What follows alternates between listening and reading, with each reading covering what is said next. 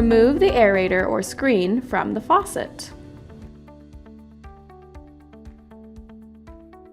If needed, connect the faucet adapter onto the faucet.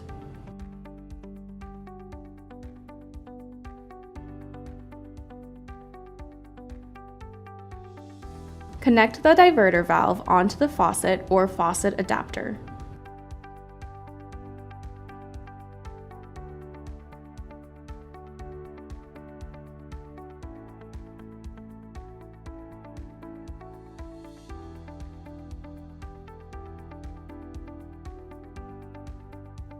Rotate to loosen and remove the faucet adapter and diverter valve.